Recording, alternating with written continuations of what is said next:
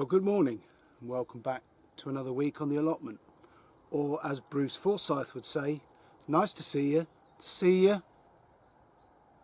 only people of a certain age that will remember that. Yeah, I had a funny moment this morning. I got up here, you'll be used to me saying this, I got up here in the dark and I've been wandering around watering as much as I can before it starts to warm up.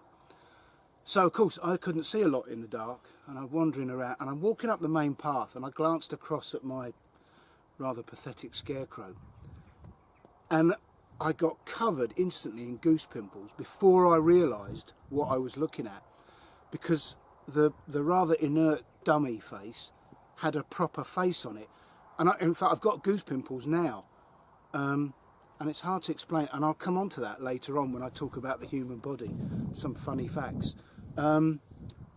Yeah, and of course getting those goose pimples is the fright and flight response. Yeah. Somebody has been on my allotment since I was here. Was I here Friday? I don't know. Thursday I was here. I haven't been up Friday and Saturday. And has placed a cut-out cardboard face of Bruce Forsyth on the dummy. And there's only one person I know that would do that, and that's Terry. You've not really met Terry. Maybe we should sort that out. I mean, I may be doing a disservice to somebody else's sense of humour, but that's the sort of thing Terry does. I'll give you an idea of how completely out of range Terry's humour is to other people. There was before the COVID stuff, there was a road race, a running race in Chepstow. So these people, marshals, were going around before the event, putting up caution runners signs everywhere because they were going to be running on the roads. Well, I saw those and thought, oh, there's a road race going on. Terry saw those and thought, I know where one of those should go. So he took one down and put it on his runner bean posts. I do hope nobody was run over because some motorists missed the caution sign. Anyway, I've gone off at a complete tangent as usual. Welcome along to the plot. I've got all day up here again. Not sure whether Cheryl will join me. She was very vague about that at 4:30 this morning. Actually, at 4:30 in the morning, she's pretty vague about everything, and who can blame her? What am I doing today? Right, today I watched Gardener's World over the weekend, and Monty Don was cutting back a lot of his squashes because, you know, the smaller fruit that are forming now have no chance of becoming usable produce. So I'm going to take that tip and I'm going to wander my plot and cut all the squashes back off the paths as much as I can. So that's job number one. Secondly, I'm going to import more chippings and put them into the compost heap and start to turn that so that there's some wood chip in the compost, just to provide some brown. What else am I doing? I don't really know. Anyway, yeah, I've got some funny facts about the human body which I found fascinating and hilarious all at the same time.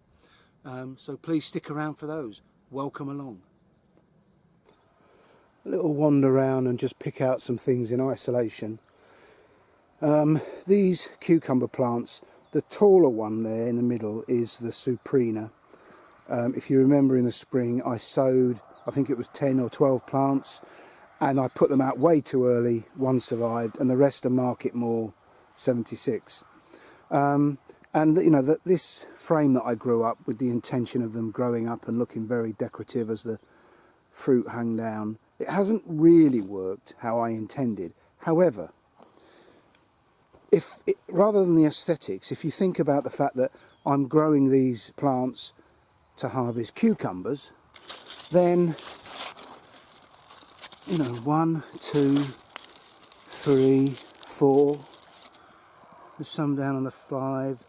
I mean, I simply can't count them all, and we certainly can't eat them all. And because of this sort of thing, sorry to throw you around a bit, that aesthetic, which is absolutely of no consequence to the actual cucumber inside, because you have to cut that skin off, it's quite tough.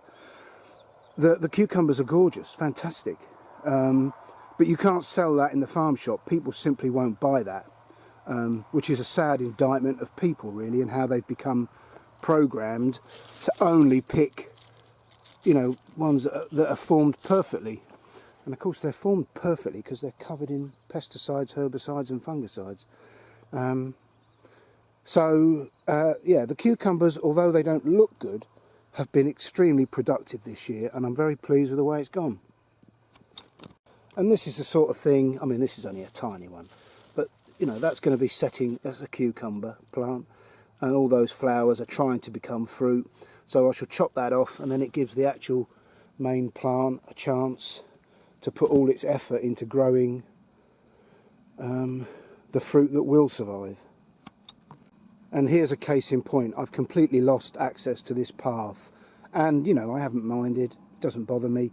There's plenty of other paths, and of course it is a fact that the butternut squashes, which is what these are, they don't start putting on the fruit until the plant has spread a few meters.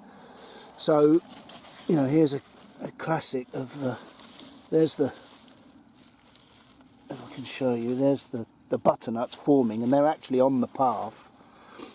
So I've got to leave that. Whether they ripen in time remains to be seen. But you can also see how the plants are now yellowing, and that's obviously the process of the plant allowing the leaves to die down, which naturally exposes the fruit to the sunlight, which will then aid in ripening. Nature is just so damn clever. So I might aid that process today by picking out a few leaves and chopping them off. But yeah, my intention today is to clear this path, as long as, like the one I've just shown you, there aren't fruit sitting on there.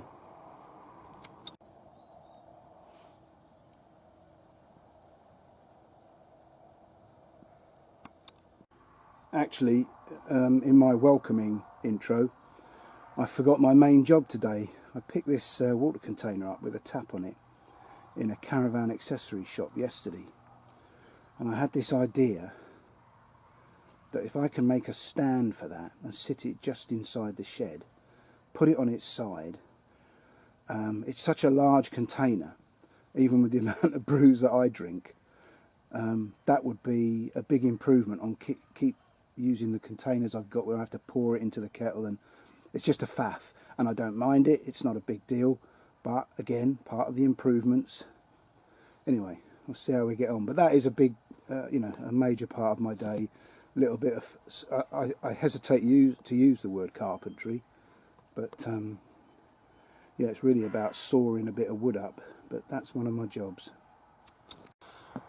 I should take the opportunity, and I hope you'll excuse my indulgence, to thank my mum. On I think it was my last video, I was showing you how all the Mountain Magic tomatoes have got blight, and I've had to chop them out and compost them. So you could either say it's to help me, or you could say it's to rub it in. My mum, I don't know what magazine this is out of, but it looks like a newspaper supplement, sent me this article written by Monty Don about how wonderful his tomato crop's been this year. But actually, thanks Mum, there's quite a useful tip in that. He says that, referring to blight, from mid-August onwards, tomato plants can cope without their leaves. So if you do see signs of blight, and I guess even if you don't, chop the leaves off. One, it exposes the tomatoes to sunlight, which ripens them quicker, and two, it prevents the spores from landing on the leaves and infecting. And I'd just like to add a caveat to my tomatoes. I've got those 6 plants that have survived, and I said how strange it was. They weren't far away. I planted them in a different spot, and I've been casting aspersions. I've said all my tomatoes are Mountain Magic. They were not. Those ones that have survived are Moneymaker. I looked back through my records and saw that the ones I planted over there, and I had one spare which went in the main bed, and they are perfectly fine. So Mountain Magic are not blight resistant. Well, I suppose they might be resistant, but they're certainly not proof. And I've lost the lot. But Moneymaker grown in the same, well, they're about, you know, 10 yards away, and one of them is in the same bed. Not a sign of blight on them. So, and last year, this time last year, I was talking about it, and one of my subscribers mentioned Crimson Crush, Crimson Blush, and here I am a year later saying I think they're the ones I should grow. So I should have listened to my subscribers, and I should have listened to my own advice, and that's what I'll be doing next year. Crimson Blush are the beefsteak, and they can be grown outdoors, and I love beefsteak tomatoes sliced up in sandwiches. So that is definitely, I've made a note and it's on my list, and that's what I'll be growing next year. And of course I always get all my seeds from DT Browns. If they don't do those, I will go to whoever does and get those ones specifically. So thanks, Mum. Just an update on my asparagus seeds. I got a packet of asparagus free with one of the magazines, and I thought, well, nothing ventured, nothing gained. So I sowed the seeds. I had 5 come up, as you can see, and as soon as the seedlings were what I thought big enough, I've planted them in these slightly raised rows. And it's interesting what's happened. Let's see if I can show you. This one's probably the best example. The growth that was put on by the initial seedlings, once I'd planted them in the ground, it sort of drooped. It's still alive, but it's lying down. And then it's regrown this much more vigorous growth.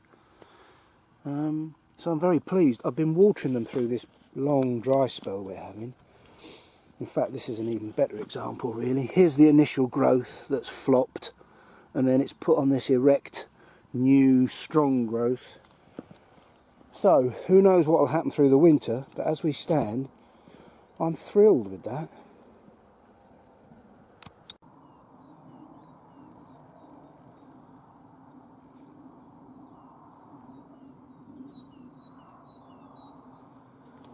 Do you know, I do wish I knew more about birdsong. There are 2 birds, and I've no idea what they are, but one is way over there, probably along that hedgerow, and one is in this tree over the top of John's plot, and they're messaging each other.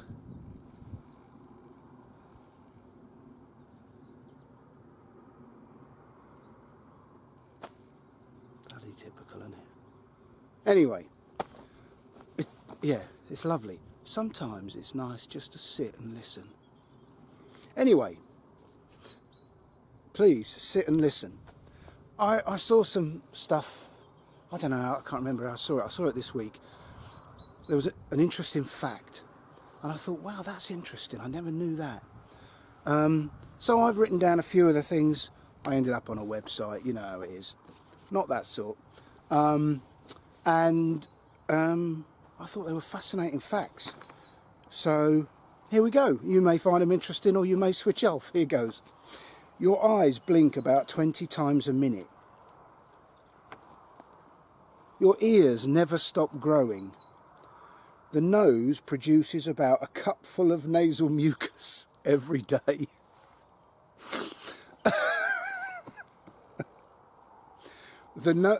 Oh yeah, I've done that one. You are about 1 centimetre shorter in the evening than in the morning, as your cartilages between your bones compresses. The entire surface of your skin is replaced every month. On average, you fart enough in one day to fill a party balloon. I've met some people in my time that could kit out a whole party. I don't know about one party balloon. Spread across a lifetime, most people spend about a year sat on the toilet.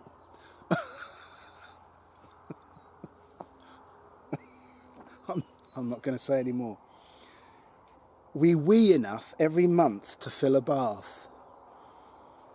Laid end to end, a single adult's blood vessels would circle the equator 4 times. I think that was the one I saw, and I just sat for a minute and I thought, let that sink in.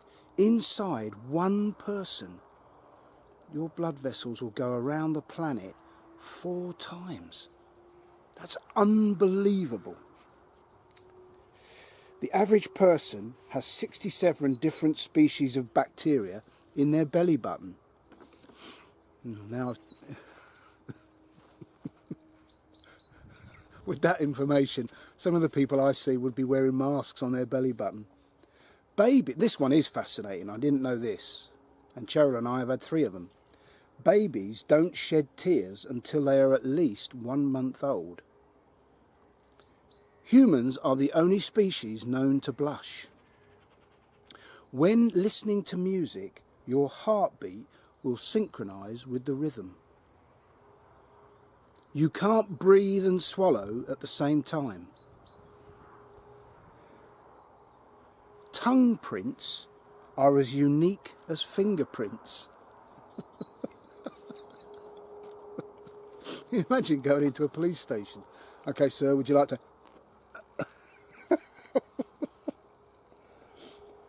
Here we are. I said I'd come back to goosebumps. Goosebumps evolved to make our ancestors' hairs stand up, making them appear more threatening to predators. And that's why you get that tingling sensation when you get goosebumps. It's the blood rush of adrenaline to create that fright and flight. Skin is our largest organ. Yeah, I thought they were quite interesting. If you remember, the last point I mentioned about the body is the skin, and I've read this in many different research papers and so on, that the skin, which is your largest organ, is the last organ to receive nutrients from the blood flow, which is why, so the nutrients and all the goodness that is carried by the blood throughout the body goes to all your other organs before it goes to your skin, which is why as a species we are genetically hardwired to be attracted to people with what we call glowing skin, healthy skin. Because, you know, when you mate and produce the next generation, you want your children to be healthy in most cases. And so, you know, the health of your partner is important in creating healthy children. So although we may not recognise it, we are hardwired to be attracted to people with healthy skin, because if their skin is healthy, it follows that the rest of their body is healthy and they will make good offspring, in the coldest of terms. And to have healthy skin, you need to feed it. And the way your skin is fed is via your blood. And as with so many things, the nutrition you consume influences the condition of your blood. Interestingly, I was fascinated to know why so many people today need hip, knee and now elbow replacements. And you know, the current old generation haven't lived a particularly physical life in most cases. You know, lots of office workers, housewives, and yet their knees and hips are wearing out. And why is that? And it's down to blood, synovial fluid, which encases the joints, is superfiltrated blood. And because of our blood being of poor quality, because of poor diet and lifestyle, it follows. Anyway, back to the skin. Yeah, so your skin is fed via your blood flow. And I heard a scientist say that putting moisturiser on skin is the same as spraying a tree with water. You can spray a tree all day long with water, but if it's not taking water up through its roots, it will die. And it's a bit like that with moisturisers. And I know the ladies in my audience, especially my mother, I would say my wife, but she doesn't watch these, won't want to hear this, and they'll go la la la. But anyway, that aside, it's just a fact. Most dermatologists would tell you that moisturisers, in almost all cases, except those certain people with eczema and so on, is completely pointless, because just like the analogy of spraying a tree, you can put all the moisturiser on you want. If you're not getting healthy nutrition, your skin will be in poor condition. That's not meant to be a lecture, it's just an interesting fact, or even if it's not a fact, it's a point of view amongst dermatologists. interesting, if not slightly controversial amongst the ladies.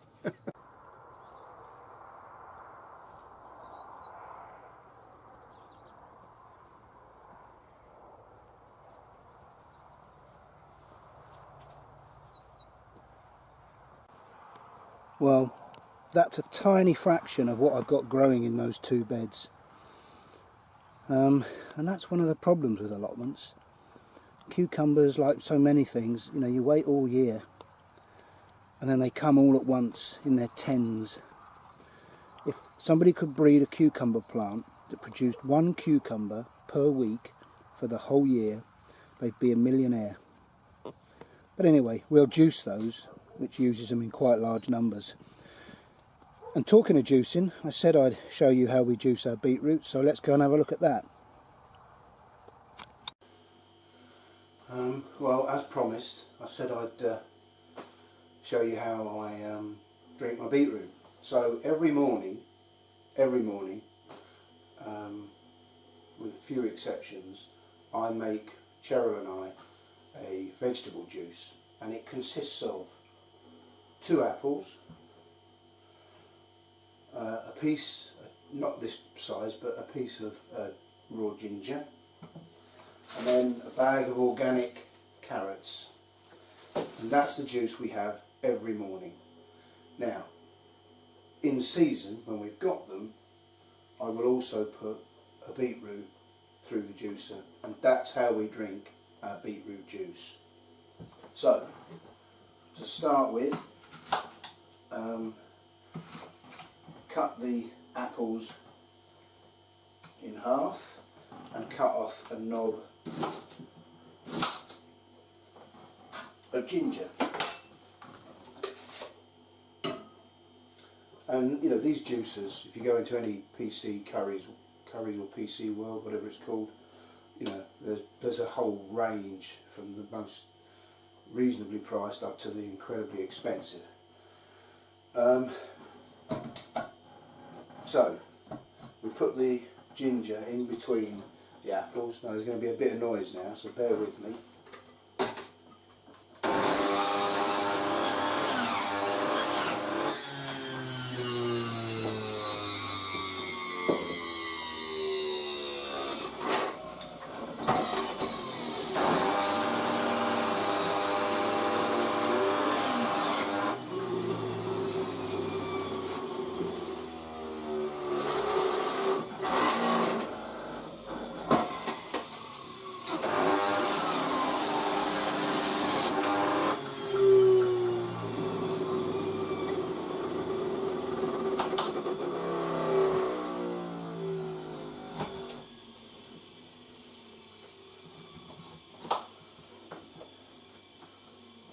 I've topped and tailed the beetroot just because you don't want that rubbish going through the juicer.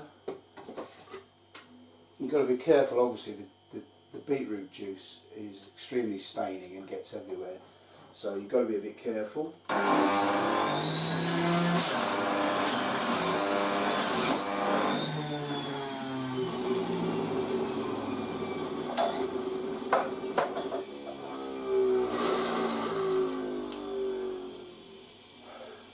Now,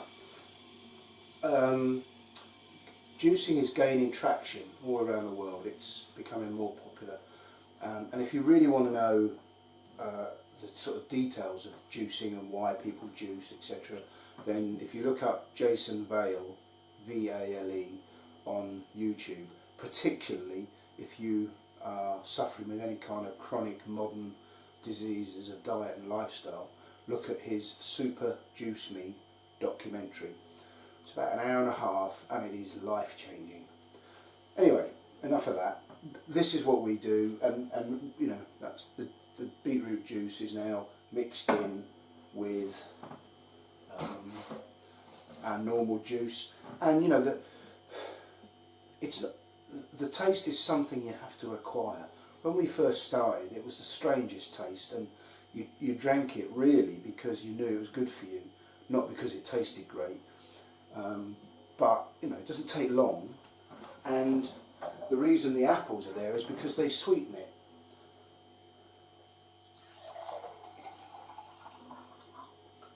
I always make 2 glasses, obviously the boss needs hers. And she comes down from the boudoir.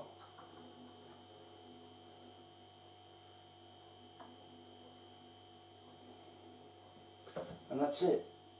Apart from cleaning the machine, it's as simple as that. And that is Mother Nature's very best.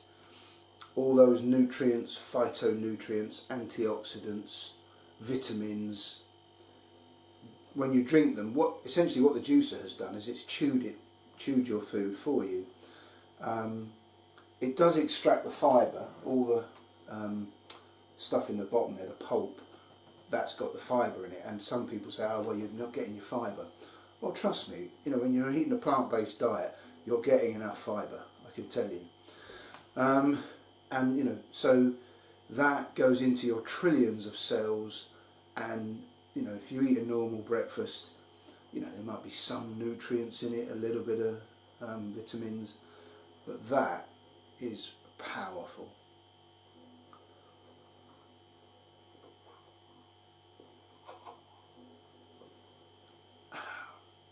Beautiful.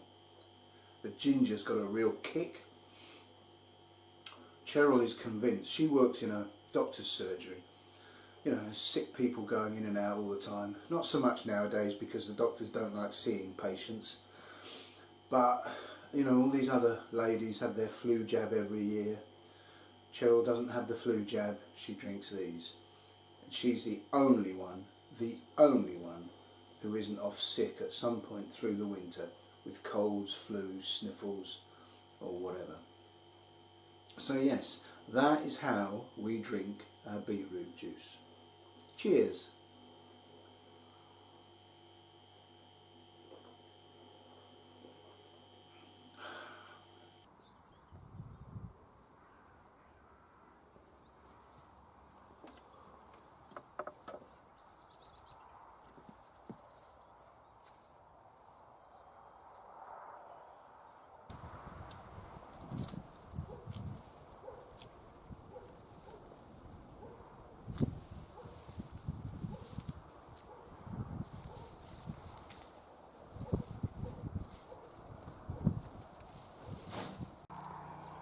Well, that's one path done, and that's the butternut squashes. So that one's too big, that cucumber's too big, it's going on the compost heap. But I can now walk down this path for the first time in a couple of months, I think, and there's 3 butternuts that are out on the path, and each one of them had about 6 feet of extra growth beyond that fruit. And so the plant's putting all its effort into growing further and reproducing more fruit, when actually I just want it to make these mature and grow to full size. So it's done the plant a favour, and these fruits should mature now. And of course it helps that they're exposed, and the sun will harden the skins and expand them. So a good job done. Good tip from Monty. I just got the pumpkins over there to do now. But cup of tea, I think.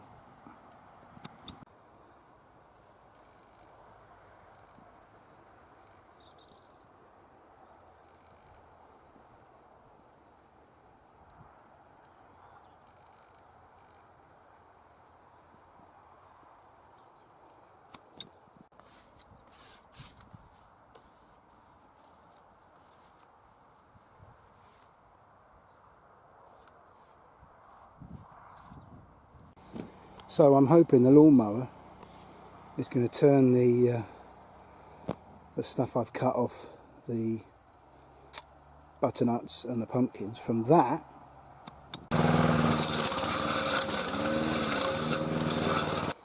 into that.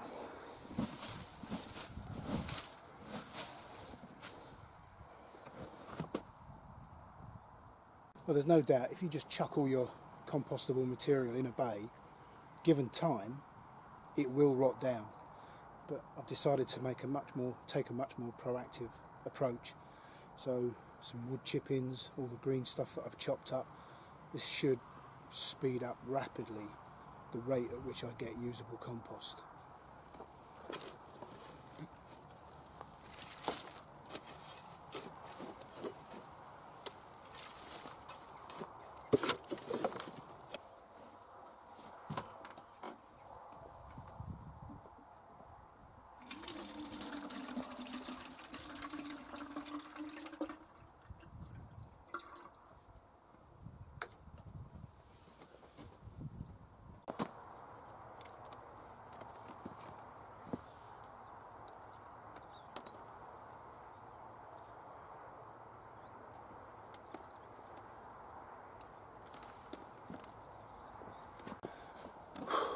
One of the disadvantages of still working is I don't get up here every day.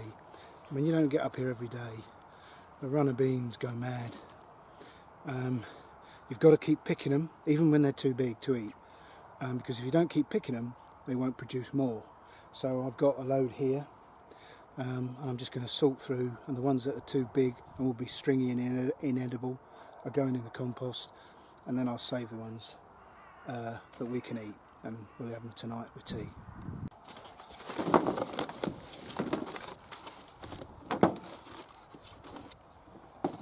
I've got 4 teepees of runner beans, and this is just the pickings from 2 of them, so I've got another 2 teepees to do.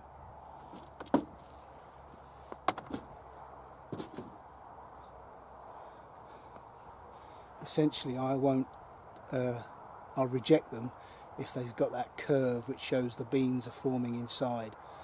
As soon as they get that rounded contour, I reject them.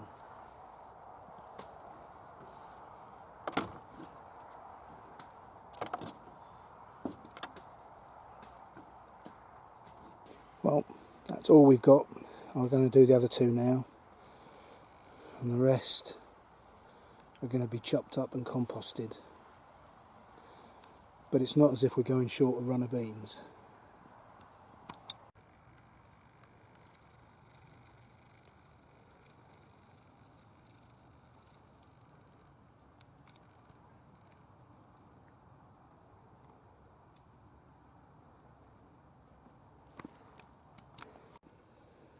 Well, as per Cheryl's instructions, that's what's going home today.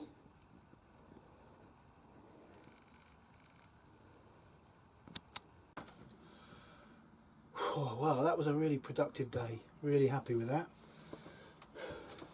All the better for Cheryl's surprise visit. I think it was just an inspection rather than a visit. But she's deadheaded all the flowers, which is good. Something I never get around to. So I've cleared all the paths of all the squash plant overflow. Lots of hoeing. The plot's looking really neat and tidy now. Very happy with it, and more importantly, productive. So thanks for watching. Well done if you got this far. Thanks to all those who've subscribed and left comments. I read them all, as you know, and I reply to them all, and I enjoy it. So thanks a lot. Look after yourselves. I won't be here next weekend. We're away. Now the kids are going back to school, we'll be away in a caravan, so it'll be a fortnight. Look after yourselves. Take care. Bye for now.